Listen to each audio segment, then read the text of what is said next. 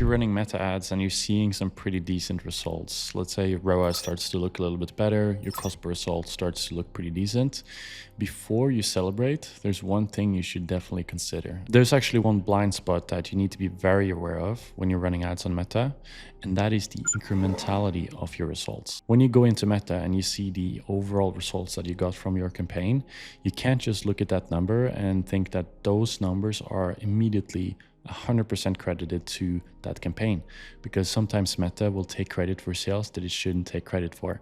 And that's exactly what I'm going to discuss in this video. First, I'll explain what incrementality actually means, because it's extremely important that you understand this. Then I'm going to show you how you can actually go into your ad account really quickly in just a few minutes and diagnose if you have unnecessary overlap with your marketing efforts. In other words, if you're wasting money on meta ads. Then I'm going to show you some strategies you can apply today of how you can remove some of the overlap and also start to move towards a more ideal setup where you have more incremental results. In other words, where all of the money that you're spending on ads goes towards impressions for people that actually need to see your ads to convert, instead of Meta showing your ads to people that don't need to see them because either they're not interested or they would buy anyways. So they don't need to see your ads. So we're going to go into all of those topics. I think all of these topics will be extremely valuable if you're running meta ads. This is something that I don't see a lot of other YouTubers talk about. It is a little bit more complicated than a lot of other topics that I see people discuss, but I think this is one of the absolute biggest lever you can pull if you're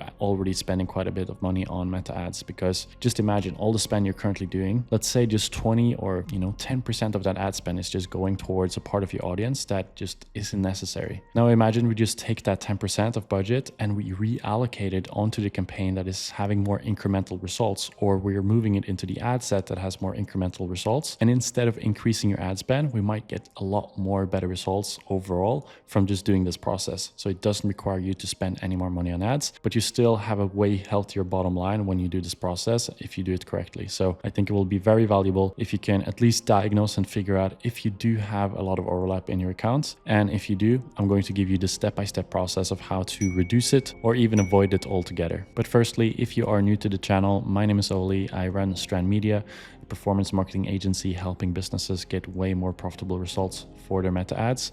And this channel is just simply where I share the lessons and learnings that I have along the way.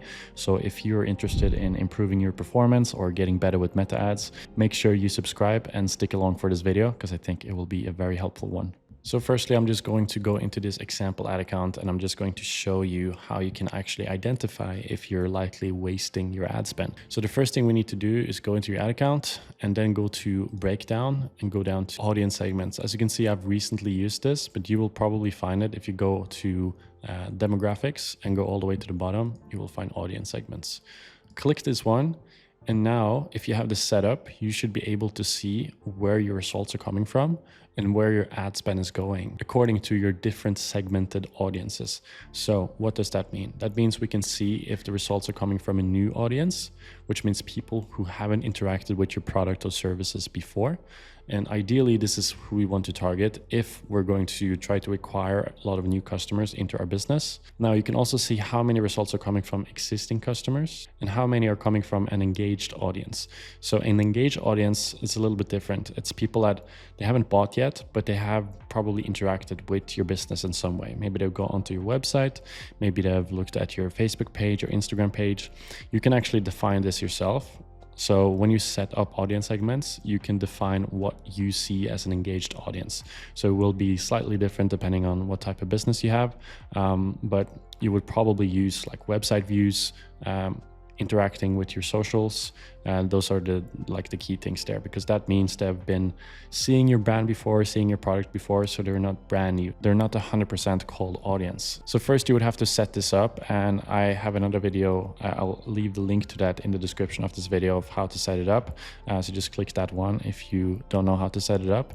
Right now I'm just going to talk about how to use this. So the first thing we need to know is how does the result here align with our objective as a business? So are you using meta ads to acquire a lot of new customers to your business? Is your retention good on other channels? Maybe you have a good retention setup in terms of email marketing, SMS marketing. Maybe you're using other channels for retention. In that case, maybe you would lean more towards just getting in new customers via Meta and then using other free channels or cheaper channels to re-engage them. So if that's what you're trying to do, then of course you would want to see most of your spend going towards the new audience. Now, if a lot of spend is going towards existing customers, I would be very wary of that unless this is specifically just retargeting that you're doing. Of course, if you want to re-engage your existing customers, sometimes doing that with Meta ads can still be incremental results. And this is something that I see a lot of people get wrong. Incremental results does not mean that it needs to be coming from a cold audience. You can have incremental results from existing customers. Incremental results just means that the person that came in and completed the purchase actually needed to see your ad in order to come back. So the ad was the reason the person came back to buy. And that could either be because they needed the ad to be remembered that your business exists and that your product and service exists, and that was maybe enough to get them to come back. But very often this is hard to distinguish if the ad was required to get people to come back or not, especially when we're talking about the existing customers. It's not super easy. So this is the first step of diagnosing your current overlap in your ad account. So just make sure that when you're breaking down the audience segments, that it aligns with how you want to use Meta ads. Now, the next thing we're going to do is actually break down the results based on the attribution setting. So first go to columns and then go to compare attribution settings. And then we're going to select 1-day view and we're going to select 7-day click because we want to compare those two attribution settings to understand where the results are coming from. So essentially what this means is how many results are we getting from people that click and convert within a 7-day period, and how many people are converting within a 1-day period after just seeing the ad, so not clicking on it. So we're going to click apply. And then as you can see here, all of the results for this campaign that we're looking at here is coming from the 7-day click attribution. Now that's fully aligned with what we want to optimize for in this ad account. But if you're seeing a lot of results being under the 1-day view attribution, that is usually to me a very good indicator of unnecessary ad spend being wasted, essentially, because the view attribution is very rarely the one you want. You actually want to have people clicking on the ad and then buying, because there's a much stronger correlation between an actual click and a purchase or a click and a conversion versus just a view and a conversion. If they only viewed your ad, that can essentially mean that they just scrolled on Instagram and your ad, showed in their feed, but it doesn't mean that they actually paid attention to it. So that could mean over time, if you're optimizing for a lot of conversions from the 1-day view attribution, your campaign will start to get smarter and smarter and figure out where to place your ads so that it can scoop up credit for the sales without actually those sales being generated by them seeing the ad. They might not even notice the ad, but Meta over time will of course optimize towards what is making the results in your ads manager look the best, because that is at the end of the day what's going to make you spend more on ads. If you're seeing better results in the dashboard here, then it's more likely you're going to spend more money on the platform, and that is exactly what Meta wants. So be very wary. If you have most of your results coming from the 1-day view attribution, make sure that you consider why that is. Is that because you also do a lot of retargeting with that campaign? In that case, is it necessary to spend that much money on retargeting? Do these people really need to see your ad to come back and purchase?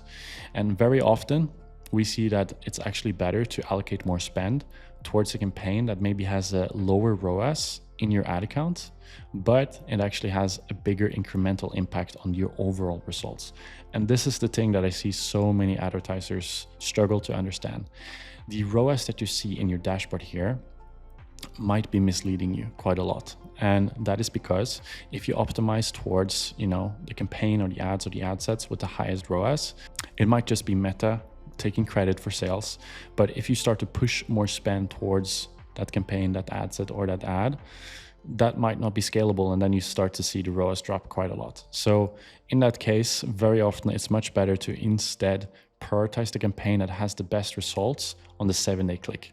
So we can actually go and see what the ROAS is on the 7-day click as well. So as you can see, we can look at the ROAS and we can see that it's a 2.41 ROAS for the full campaign and a 2.41 ROAS for the 7-day click. And that's because, of course, in this case, all the results are coming from the 7-day click. But now let's go into another ad account and have a look at the difference there. So as you can see in this ad account, we have a 7.85 ROAS, so a really good ROAS. And this is a dynamic product ad. So before we just assume that this was the real ROAS, let's go and break down the results based on the attribution setting. So let's do 7-day click and do 1-day view, apply. And as you can see, it's still pretty decent. We have only 4 sales credited to 1-day view attribution, and 21 of them is a 7-day click. That's exactly what we want. So now let's look at the ROAS number here. As you can see, we have a 1.06 ROAS from 1-day view attribution, and we have a 7.8 from the 7-day click attribution. In total, that amounts to 7.85 overall ROAS. But the 1.06 ROAS might not actually be helping the campaign at all. And if we were to compare different campaigns here, so let's actually do that. Now, as you can see here, we have a 7.85 ROAS coming from the dynamic product ad, and we have a 5.04 ROAS coming from this evergreen testing campaign. Now, the key thing that I want to show you here is that, as you can see, in this case, most of the results are coming from 7-day clicks. So we're definitely optimizing in a very incremental way for this business. But let's say these two numbers were switched. Let's say this dynamic product ad had a 6.8 ROAS on 1-day view and only a 1.06 for the 7-day click.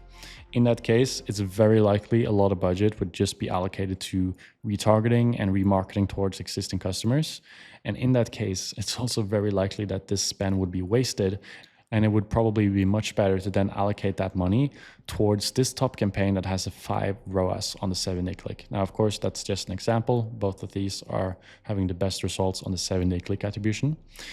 But my main point here is that just because you see one campaign have a better ROAS in your ad account doesn't mean that it's scalable results, and it also doesn't mean that it's real results that are actually supporting your bottom line. So this is something that's extremely important to be aware of. So make sure you break down based on audience segments, and make sure you break down based on attribution setting as well to figure out where your money is going and if it's actually leading to incremental sales or if it's just wasted ad spend. Now, the reason why I wanted to make this video is because I still see so many advertisers make this mistake. And when we have taken over accounts and we started to work with clients, a lot of times the first thing we'll do is just do this diagnosis, and very often we will see that the allocation of ad spend is just not optimal and aligned with what the goal for the business is. So make sure that you just break this down, and if you see that you have a lot of spend going towards existing customers or a lot of spend going towards campaigns that have most of the results coming from the 1-day view attribution, try to reallocate. So you can do this gradually. You can take a slight percentage from one campaign or one ad set over to one that has better 7-day click results, and then see how that affects your overall results in your backend. Are you getting more sales for the same ad spend? So a better blended ROAS overall, and is your bottom line getting better? Because that's at the end of the day what we're trying to optimize for. And the quickest way to do that without increasing the ad spend and doing a lot of new creative testing and landing page optimization is just allocating the ad spend in a more efficient way. So we can get more results from the same money that we're spending just by reallocating to what is actually, doing the heavy lifting in terms of getting in incremental sales to our business. Now, if you found this video valuable, I would highly appreciate a like and maybe a comment if you have any questions regarding what I touched on. And also recently, I just launched my Meta Ads Scaling Sprint program, which is a one-to-one consulting program for people who want to improve the results with their Meta Ads. So if you are interested in that, you can click the link in the description of this video. There should be a link that goes into a landing page, and if there's still spots available, the button should be active and you can click to apply for the program. If not, it's because it's sold out. So in that case, there should be a link to go onto the wait list for the next cohort. So again, thank you so much for watching, and I'll see you in the next video.